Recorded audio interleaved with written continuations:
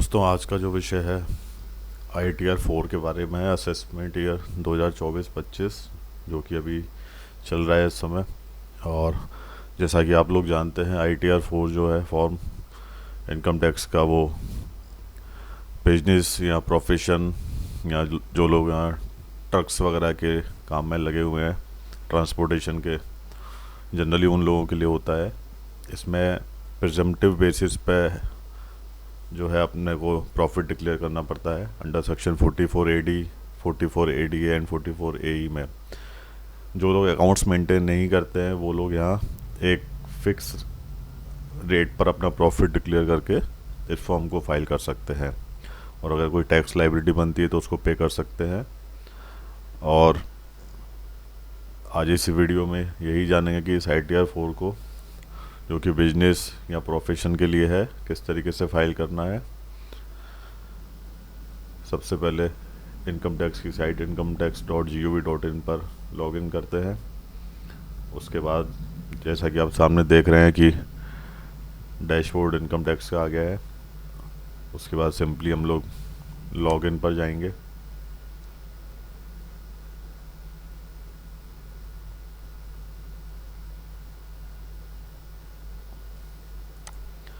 Login में जाने के बाद आप अपना यूज़र नेम, जो कि आपका पैन नंबर होता है, यहाँ मैं अपना पैन नंबर ही डाल के लॉगिन कर रहा हूँ।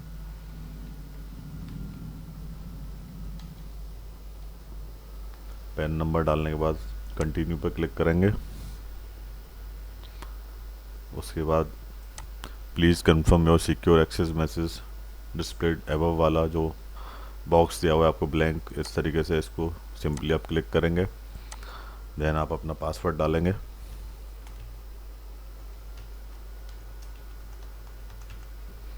पासवर्ड डालने के बाद कंटिन्यू पर क्लिक करेंगे।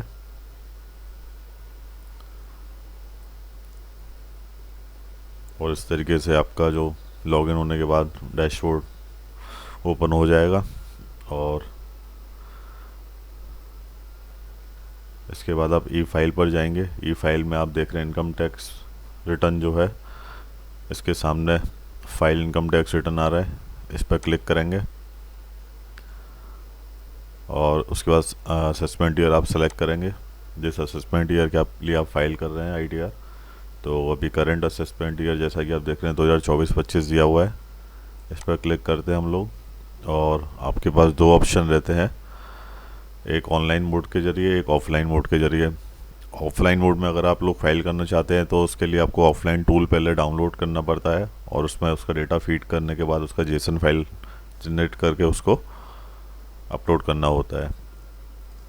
लेकिन यहाँ हम लोग इस वीडियो में इसको ऑनलाइन फाइल करना सीख रहे हैं, तो हम लोग इसको ऑनलाइन पर क्लिक करते हैं। ऑनलाइन पर क्लिक करने के बाद कंटिन्यू पर जाएंगे। लास्ट वीडियो में मैंने आपको ITR 1 जो है फाइल करना बताया था, जो कि सैलरीड पर्सन के लिए होती है, या किसी का अदर सोर्सेज से छोटा मोटा कोई इनकम है तो उन लोगों के लिए होती है। तो ये रिज्यूम फाइलिंग इसीलिए आ रहा है। जनरली आप लोग जब लॉगिन करेंगे तो स्टार्ट न्यू फाइलिंग ही आएगा, तो आप इसको स्टार्ट न्यू फाइलिंग पर जाके क्लिक करेंगे।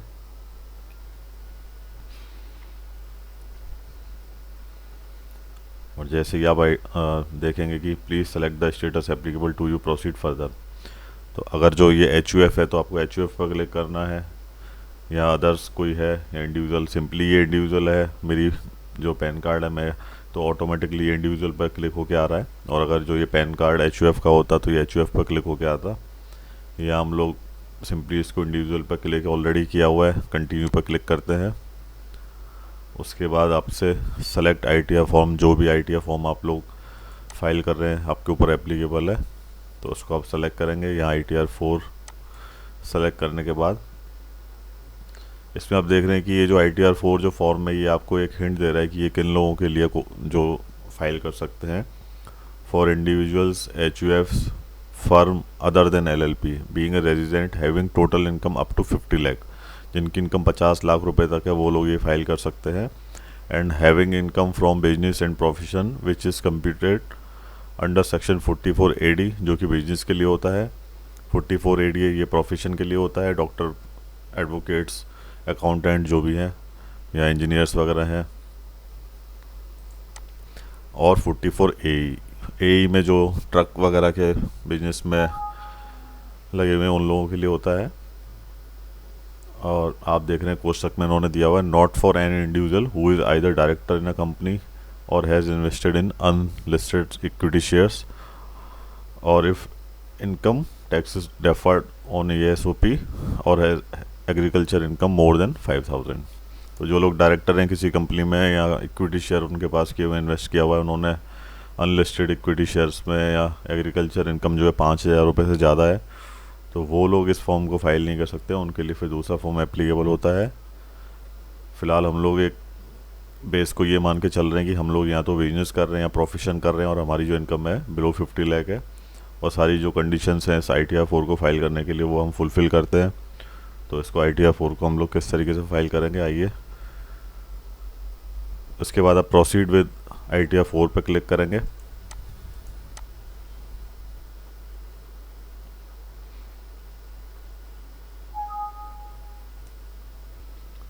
उसके बाद आप देख रहे हैं ITR 4 इनकम टैक्स रिटर्न 4 में लेट्स गेट स्टार्टेड जो दिया हुआ है उस पर आप लोग क्लिक करेंगे। उसके बाद आपसे ये पूछ रहा है कि please answer the following questions to proceed further. इसमें आप देख रहे हैं सबसे पहला दिया हुआ है taxable income is more than basic exemption limit. अगर आपकी इनकम 3 लाख रुपए जो कि इसी साल से इंक्रीज़ की गई है, पहले ये लिमिट जो है 2.5 लाख रुपए थी बट अभी 3 लाख रुपए कर दिया है कि अगर आपकी जो इनकम है बिजनेस के अंदर या प्रोफेशन के ज़रिए 3 लाख रुपए को क्रॉस कर रही है तो आप सिंपली इसको क्लिक करेंगे कि टैक्सेबल इनकम जो है more than basic exemption limit से ज़्यादा है, तो इसको क्लिक कर लेंगे सिंपली। और अगर आप कोई और कंडीशंस में आ रहे हैं जैसे कि deposit amount or aggregate of amounts exceeding 1 crore in 1 or more current account during the previous year, या तो ये शर्त हो सकती है, तो इस पर आप क्लिक करेंगे या टिक करके। और सेकंड में आप देख रहे हैं incurred expenditure of an amount or aggregate of amount exceeding 2 lakh for travel to a foreign country for yourself or for any other person.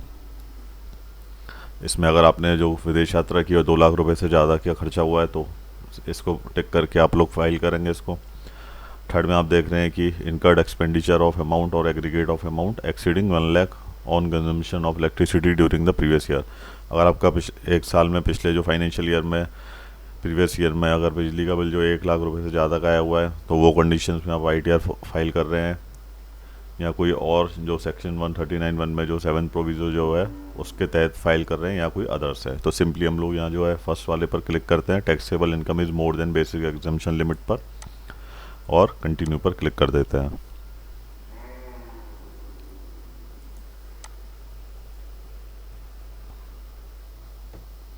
उसके बाद आप देख रहे हैं रिटर्न समरी दी हुई है। इसमें फर्स्ट जो है पर्सनल इन्फॉर्मेशन है लाइक आधार, पैन और कॉन्टैक्ट डिटेल्स, आपकी बैंक डिटेल्स हैं, आप उसको वेरीफाई कर लेंगे। ऑलरेडी ये फीड किया हुआ आता है, अगर आप पहले ITR फाइल कर चुके हैं तो वहाँ से प्री फिल डेटा उठ के आता है ऑटोमेटिकली, फिर भी आप एक बार इसको रीचेक कर सकते हैं। इसमें आप देख रहे हैं कि प्रोफाइल जो है उसमें आपका नाम, PAN number, date of birth, Aadhaar number दिया हुआ है। उसके बाद आप देख रहे हैं कि नीचे जो कॉन्टैक्ट डिटेल दी हुई है, आपका मोबाइल नंबर, आपकी मेल ID, आपका एड्रेस। उसके बाद आप देख रहे हैं कि नेचर ऑफ एम्प्लॉयमेंट, इसको आप सिंपली अदर्स पर क्लिक कर देंगे। और आप देख रहे हैं नीचे फाइलिंग सेक्शन जो अंडर सेक्शन 139(1) में आ रहा है क्योंकि आप बिफोर ड्यू डेट फाइल कर रहे हैं 31 जुलाई जो लास्ट डेट है। और अगर उसके अलावा कोई बिलेटेड रिटर्न है तो ये 139(4) में टिक करके आएगा, रिवाइज रिटर्न है तो 139(5) पर क्लिक करके आएगा, और कंडोनेशन ऑफ डिले में आप फाइल कर रहे हैं तो 1192B में आएगा ये। या किसी नोटिस के तहत आप ये रिटर्न फाइल कर रहे हैं तो जिस भी सेक्शन के तहत आप ये रिटर्न फाइल कर रहे हैं जो नोटिस आया है तो उसको क्लिक करेंगे सिंपली। यहाँ हम सिंपल अपनी जो है ITR जैसे फाइल करते हैं बिफोर ड्यू डेट उसको उसके तहत फाइल कर रहे हैं यानी 139(1) के तहत, तो ये ऑलरेडी टिक किया हुआ है। इसके नीचे आप देखेंगे have you exercise the option under section 115 BAC 6 of opting out of new tax regime. अगर आप लोग जो नई टैक्स स्कीम आई है उसको ऑप्ट आउट करना चाहते हैं, उसके तहत नहीं आना चाहते हैं, तो आप इसको यस कर सकते हैं। और अगर आप चाहते हैं कि नई जो नई स्कीम चल रही है अभी प्रेजेंट में उसकी के तहत आप ITR फाइल कर रहे हैं तो उसको सिंपली नो रहने देंगे। और अगर आप इसको यस करते हैं तो पहले आपको एक फॉर्म 10 IEA फाइल करना होगा, और उसके बाद आप जो है पुरानी स्कीम में चले जाएंगे तो उसका जो है डेट ऑफ फाइलिंग, जिस डेट को आपने वो फॉर्म फाइल किया है उसका एक्नॉलेजमेंट नंबर जो है 10 IEA का वो डालेंगे। बट यहाँ हम लोग क्योंकि पुरानी स्कीम में नहीं जा रहे हैं, नई स्कीम में ही रह रहे हैं, तो ये सिंपली नो पर क्लिक करके आगे चलते हैं। इसके बाद आपसे पूछ रहा है कि whether this return is being filed by a representative assessee, yes और नो। अगर आप खुद ही फाइल कर रहे हैं, जनरली इसको नो ही करा जाता है, तो इसको नो करके हम लोग आगे बढ़ते हैं।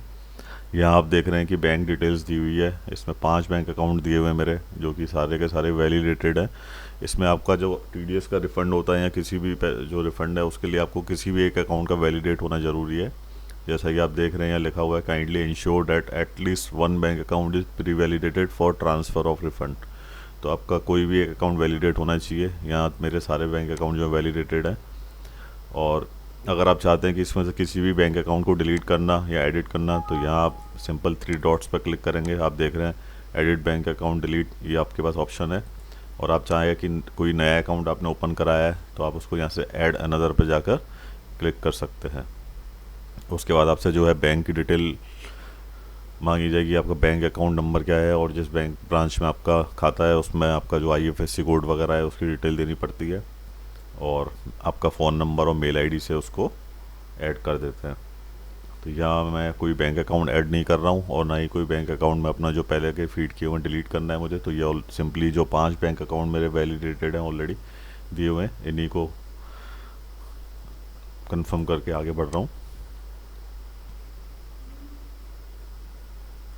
आप जैसे जैसे एक एक बॉक्स को क्लियर करते जाएंगे तो आप देखेंगे कि उसके आगे ये टिक करके कंफर्म लिखा आएगा, यानी कि ये सारा डेटा फीड आप कर चुके हैं और ये टिक होना ज़रूरी है। अगर ये टिक नहीं हो रहा है तो उसका मतलब कोई डेटा आपसे छूट गया है या कोई जो है इन्फॉर्मेशन नहीं दी है, तो उसको आप एक बार चेक करेंगे दोबारा से और उसको फिर फीड करके कंफर्म करेंगे।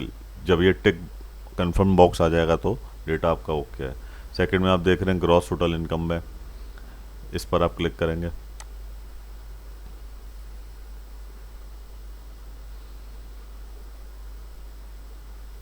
इसमें आपसे कई सारे जो है क्वेश्चंस आएंगे कि डिडक्शन से रिलेटेड है या कुछ और, तो आप इसको चाहें तो एक बार रीड कर सकते हैं या नो पर क्लिक कर सकते हैं, या आप चाहें तो स्किप द क्वेश्चंस कर सकते हैं या कंटिन्यू पर क्लिक करके डायरेक्ट आगे जा सकते हैं।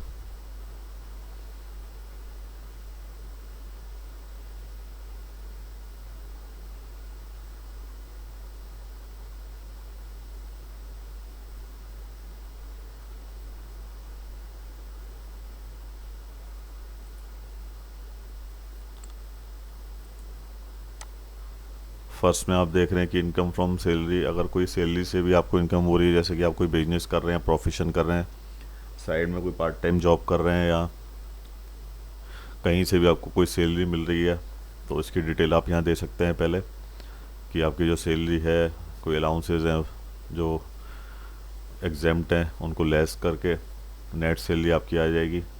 और अगर आपकी कोई इनकम सैलरी से नहीं है तो आप इसको ब्लैंक छोड़ सकते हैं। इसके लिए आपको अगर कोई डेटा फीड करना है तो यहाँ एडिट पर जाना पड़ेगा। एडिट पर क्लिक करने के बाद जो है ये बॉक्स ओपन होकर आ जाएंगे, तो आप उससे अपना डेटा फीड कर सकते हैं जो भी सैलरी से रिलेटेड है। अदरवाइज़ आप इसको ब्लैंक भी छोड़ सकते हैं। यहाँ क्योंकि कोई सैलरी से इनकम नहीं है ये मानते हुए इसको फ्री करके नीचे हाउस प्रॉपर्टी में आते हैं। Income from only 1 house property can be shown in this ITR। 1 house property यानी कि एक किसी हाउस प्रॉपर्टी से आपको इनकम हो रही है रेंट के जरिए या किसी भी सोर्स के ज़रिए, तो आप उसकी डिटेल यहाँ फीड कर सकते हैं। जैसे कि आपको अगर कोई 10,000 रुपये महीने का रेंट आ रहा है या 5,000 रुपये महीने का रेंट आ रहा है तो आप उसको यहाँ फीड कर सकते हैं। उसके बाद आप लोग देख रहे हैं इनकम फ्रॉम बिजनेस और प्रोफेशन, जो कि मेन या ITR 4 जो फॉर्म है इससे रिलेटेड है कि जो बिजनेस या प्रोफेशन। तो इसमें आप देखेंगे ऐड डिटेल्स का जो दिया हुआ है बॉक्स, इस पर आप क्लिक करेंगे।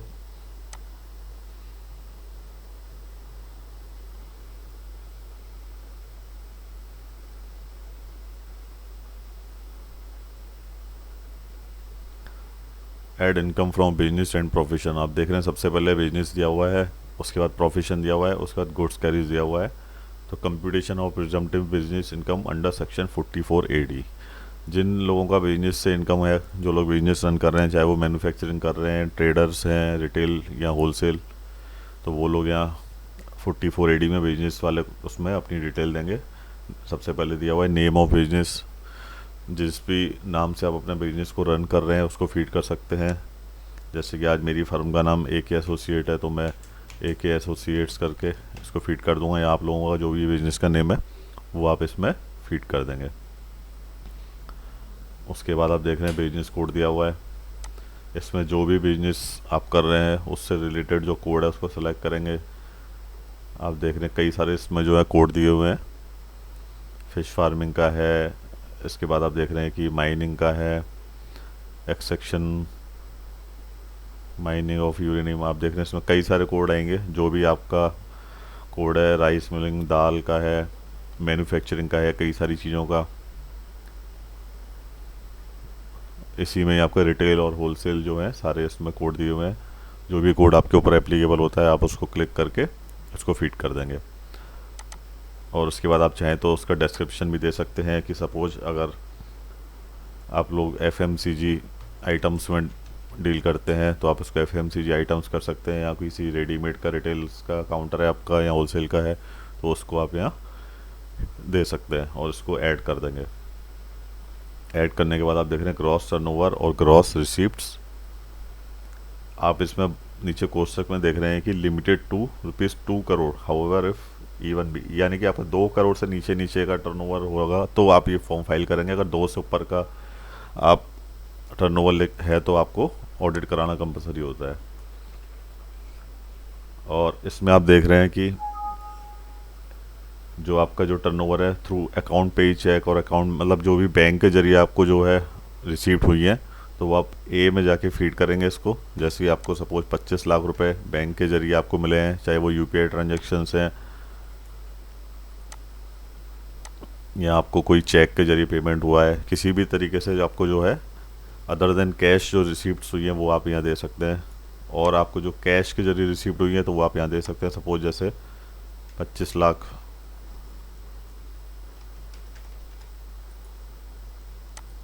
अगर बैंक के जरिए, या 50,000 रुपये सपोज एग्जांपल आपको कैश के जरिए रिसीप्ट हुई है तो वो आप यहाँ दे सकते हैं। और एनी अदर मोड में आपको कोई और जरिया है तो A और B के अलावा वो आप यहाँ दे सकते हैं। जनरली आपका A या B में से ही फीड करना होता है, या तो बैंक के जरिए हम लोगों को रिसीप्ट होती है या कैश के जरिए। उसके बाद आप लोगों को ध्यान रखना है कि अगर आपको बैंक के जरिए जो भी रिसीप्ट हुई है तो आप उसका मिनिमम जो है 6% आपको प्रॉफिट डिक्लेयर करना होगा। जैसे कि अभी मैंने 25 लाख रुपए आपको रिसीप्ट बैंक के जरिए दिखाई है, तो 25 लाख रुपए का आपको 6% जो है 1.5 लाख रुपए कम से कम इसको डिक्लेयर करना पड़ेगा। और अगर आपका कैश के जरिए रिसीप्ट हुई है तो आपको मिनिमम इसका 8% जो प्रॉफिट डिक्लेयर करना पड़ेगा। इससे नीचे आप अगर प्रॉफिट डिक्लेयर करते हैं तो आपको ऑडिट कराना कंपलसरी है CA से। और अगर आप इसको मोर देन 6% या 8% अगर आप प्रॉफिट डिक्लेयर कर रहे हैं तो आपको ऑडिट की रिक्वायरमेंट नहीं है, आप सिंपली ITR 4 को फाइल कर सकते हैं और उसमें कोई टैक्स लाइबिलिटी अगर बनती है तो उसको आप डिपॉजिट कर सकते हैं। इसके बाद आप देख रहे हैं कि अगर आप बिजनेस नहीं है, आपका कोई प्रोफेशन है, आप डॉक्टर हैं, अकाउंटेंट हैं, एडवोकेट हैं, तो आप प्रोफेशन पर क्लिक करेंगे।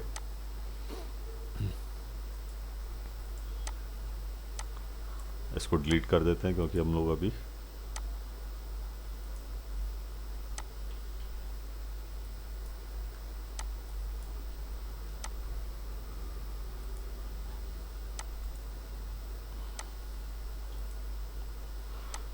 आप देख रहे हैं कि ऑलरेडी प्रोफेशन में जो है मैंने अपना डेटा फीड किया हुआ है, यानी पिछले जो मैंने ITRs फाइल कर रखी हैं उनसे ही ऑटोमेटिकली उठ के आया है।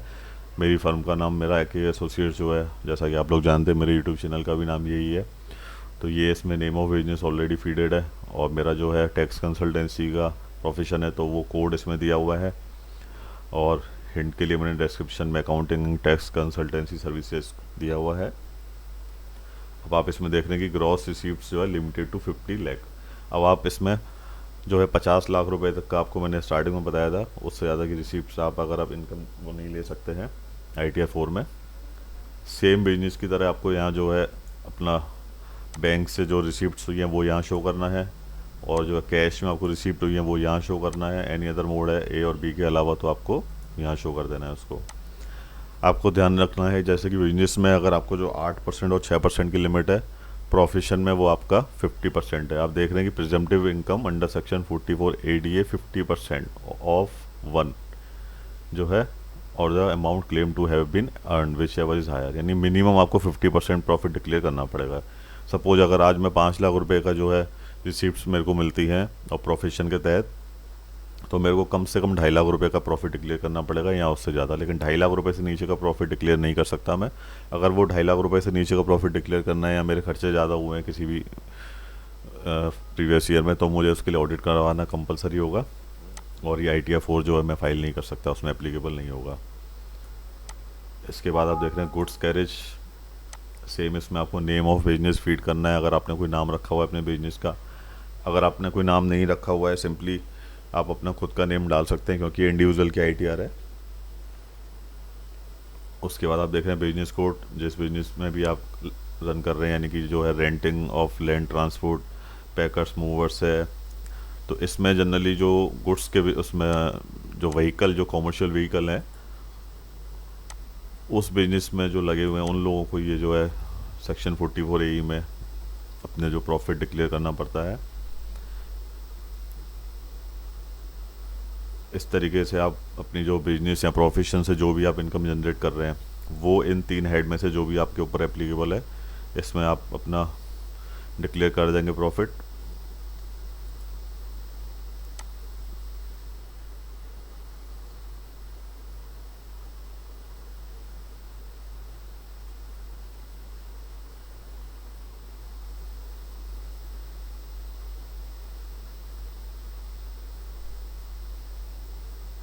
इनकम टैक्स की साइड दोस्तों लास्ट टाइम पे स्लो होती चली जाती है, तो आपको ये जो है अपनी रिटर्न जो ITR है आपको बिफोर ड्यू डेट फाइल कर लेनी चाहिए, आपको लास्ट डेट का वेट नहीं करना चाहिए।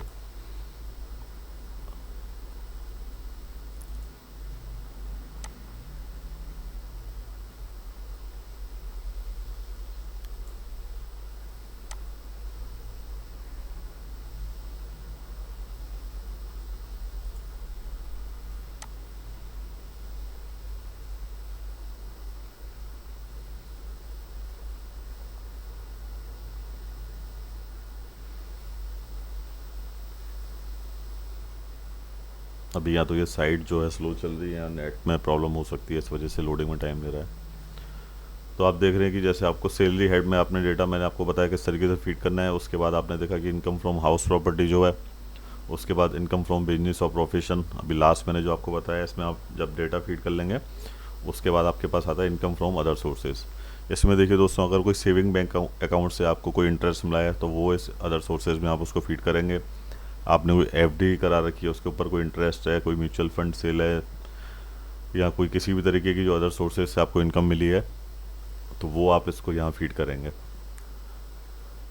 यहाँ देख रहे हैं आप 5,183 रुपये जो इंटरेस्ट फ्रॉम डिपॉजिट जो है ऑलरेडी फीड किया हुआ आ रहा है। ये फॉर्म 26 AS से ऑटोमेटिकली जनरेट होकर यहाँ आ गया है, तो ये फीड किया हुआ है। अगर आपने इसमें कोई डेटा नहीं आ रहा है और आपके पास ऐसा कोई इनकम जो है जनरेट की है तो आप उसको मैनुअली फीड करेंगे,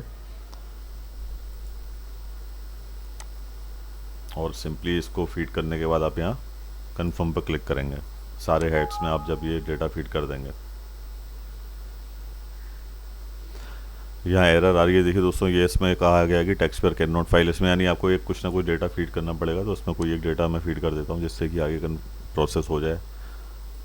जनरली मैं प्रोफेशन में जाके कोई भी इसको जस्ट 1 लाख ये फीड कर देता हूँ, और जो है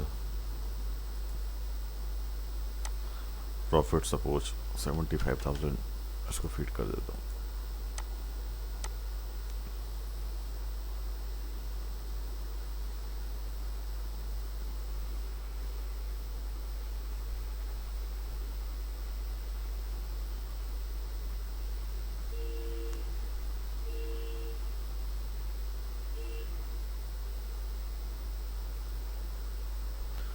उसके बाद आप देख रहे हैं ग्रॉस टोटल इनकम जो बढ़ के आ गई है, और कंफर्म पर क्लिक करेंगे आप। आप देख रहे हैं कि पर्सनल इन्फॉर्मेशन जो है टिक होके कंफर्म, नेट उसके बाद जो है सेकंड ग्रॉस टोटल इनकम जो है वो भी कंफर्म होके आ रहा है, यानी ये डेटा ओके है। आप थर्ड पर देख रहे हैं डिस्क्लोजर और एग्जेम्प्ट इनकम। अगर आपको कोई ऐसी इनकम मिली है जो इनकम टैक्स एक्ट के तहत एग्जेम्प्टेड है, यानी उसके ऊपर टैक्स एप्लीकेबल नहीं है, तो उसका जो डिटेल आप उसको यहाँ दे सकते हैं। Financial particular of the business में आप देख रहे हैं ऐड डिटेल्स पर क्लिक करेंगे, ये कंपलसरी है। इसमें आप देख रहे हैं कि जहाँ रेड डॉट दिए हुए हैं, ये मार्क दिए हुए हैं स्टार, ये डेटा फीड करना कंपलसरी है। चाहे तो आप क्योंकि अकाउंट्स मेंटेन नहीं करते हैं, आप इसको सिंपली जीरो भी कर सकते हैं। अगर आपके पास कोई डेटा है, अपने अकाउंट्स जो है रफ एक अकाउंटिंग की हुई है, तो वो डेटा आप इसमें फीड कर सकते हैं। जैसे इन्वेंट्री मेरी वाली कंडीशन में जीरो है, या डेटर्स को भी मैं जीरो मान लेता हूँ, और कैश इन हैंड जैसे सपोज 25,000, और इसको ऐड कर देता हूँ। आप चाहें तो अगर आपने कोई बैलेंस शीट बनाई है तो उसका प्रॉपर डेटा इसमें फीड कर सकते हैं, वो सबसे बेस्ट होता है अगर आप अकाउंट्स मेंटेन कर रहे हैं तो। उसके बाद information regarding turnover gross receipts reported for GST. अगर आपके पास कोई जीएसटी नंबर आपने लिया हुआ है और जीएसटी नंबर में जो आपने रिटर्न फाइल किए हैं और जो टर्नओवर दिखाया है, तो जीएसटी के तहत जो आपका टर्नओवर है वो आपको यहाँ डिटेल उसकी ऐड करनी है। सिंपली आपसे आपका जीएसटी नंबर इसमें मांगा जाएगा, और उसमें आपने जो पूरे साल में पिछले फाइनेंशियल ईयर में जो भी आपने टर्नओवर आपका आया है वो सारा का सारा इसमें आपको बताना पड़ेगा। उसके बाद आप देख रहे हैं कि एग्जाम्ड इनकम है। If you have any examined income please add it here. अगर आपको जैसे फादर से या मदर से कोई गिफ्ट के तौर पर आपको कोई अमाउंट मिला है बैंक के थ्रू, तो वो आप यहाँ फीड कर सकते हैं। या कोई ऐसे इनकम जो टैक्स फ्री है, एग्जेम्प्टेड है, तो उसको भी यहाँ फीड कर सकते हैं। अगर नहीं है तो आप इसको फ्री छोड़ सकते हैं और यहाँ से सिंपली कंफर्म कर देंगे।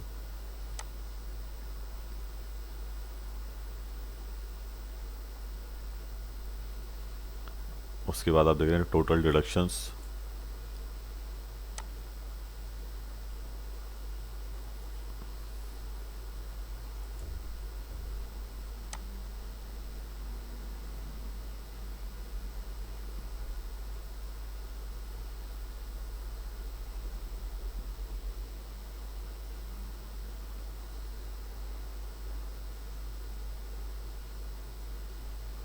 उसके बाद आप देख रहे हैं वेरीफाई और डिडक्शंस। इसमें आप देख रहे हैं 80 CCD two contribution to pension scheme of central government by employer, या कोई और आप देख रहे हैं 80G। जो भी आपके ऊपर कोई डिडक्शन आप लेना चाहते हैं वो आप सिंपली यहाँ दे सकते हैं। बट नई जो स्कीम है उसमें ऑलरेडी 7 लाख रुपए तक जो इनकम है वो टैक्स फ्री कर दिया है जो रिबेट के तहत। तो आप इसमें डिडक्शंस जो है गवर्नमेंट ने इसको कम कर दिया 80C वगैरह का, तो आप इसको सिंपली कंफर्म करेंगे, कोई डिडक्शन नहीं है इसमें भी।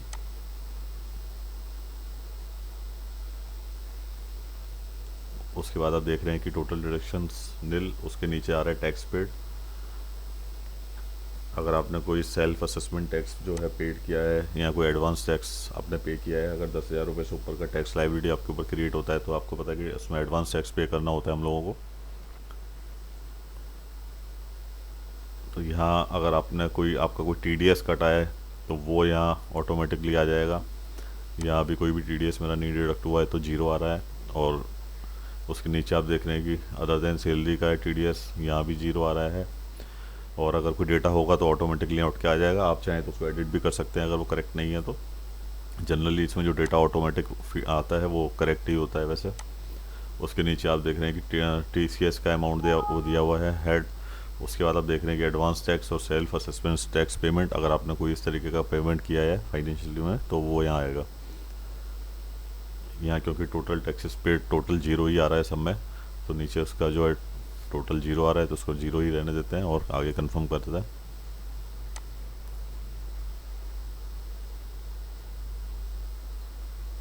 उसके बाद आप देख रहे हैं टोटल टैक्स लायबिलिटी जीरो आ रही है, क्योंकि 207 लाख रुपए तक का जो है इनकम वो टैक्स फ्री है, उसके ऊपर कोई टैक्स नहीं है। और उसके ऊपर पे जो टैक्स स्लैब आपके जो एप्लीकेबल होंगे उसके हिसाब से वो टैक्स लायबिलिटी क्रिएट होगी। तो यहाँ आप देख रहे हैं कंप्यूटेशन ऑफ इनकम में जो ग्रॉस टोटल इनकम जो 80,000 रुपये 183 रुपये आ रही है, ये राउंड ऑफ नीचे 80,180 होकर आ रही है। कोई डिडक्शन नहीं लिए मैंने तो ये जीरो आ रही है। अगर कोई डिडक्शन होती तो वो यहाँ माइनस हो जाती। जैसे सपोज अगर 2,000 रुपये की कोई भी डिडक्शन होती तो वो यहाँ 80,183 में से माइनस होके यहाँ 78,000 रुपये 180 रुपये राउंड ऑफ होके आ जाती। उसके बाद आप देख लेंगे tax payable on total income zero, क्योंकि यहाँ कोई भी टैक्स नहीं क्रिएट हुआ है तो जीरो आ रहा है। इसमें कैलकुलेशन आप देख सकते हैं नीचे कि सिंपली जो है 3 लाख रुपए से ज़्यादा अगर आपकी इनकम है, बिलो 3 लाख आपको पता है कि टैक्स फ्री है। 3 लाख से ऊपर अगर आप क्रॉस करते हैं और 6 लाख रुपए तक जाते हैं तो आपको 5% का टैक्स पे करना है उसके ऊपर। और 6 लाख रुपए से अगर आप 9 लाख रुपए तक की बीच की इनकम में आते हैं तो आप उसको फिर नेक्स्ट स्लैब जो है 10% का लगेगा। उसके बाद 9 लाख एक रुपये से लेके 12 लाख रुपए तक आपका जो है स्लैब 15% का लगेगा। उसके बाद आप देख रहे हैं 12 लाख 1 रुपये से लेके 15 लाख रुपए तक जाते हैं तो 20% का स्लैब लगेगा। और 15 लाख 1 रुपये से लेके अब जो जितना भी है आगे 20 लाख 25 लाख 30 लाख उसके ऊपर 30% जो है टोटल इनकम लगेगा। और जो भी टैक्स आपका बन के आता है वो टोटल यहाँ आ जाएगा। उसके ऊपर कोई रिबेट अगर आपको मिलनी है 87A की तो वो यहाँ आ जाएगी। और उसके बाद जो है टैक्स पेबल आफ्टर रिबेट वो अमाउंट आपका इधर आ जाएगा। और सिंपली उसके ऊपर जो 4% का टैक्स के ऊपर जो हेल्थ एंड एजुकेशन सेस लगता है वो कैलकुलेट होके यहाँ आ जाएगा। टोटल टैक्स एंड सेस जो है ये आपका टोटल होके इधर आ जाएगा। उसके बाद आप देख रहे हैं रिलीफ अंडर सेक्शन 89 का कोई है अमाउंट तो वो फॉर्म 10IE का जो है 10E का सॉरी वो यहाँ आ जाएगा। और बैलेंस टैक्स आफ्टर रिलीफ इस जगह पर आएगा माइनस होके ऑटोमेटिक।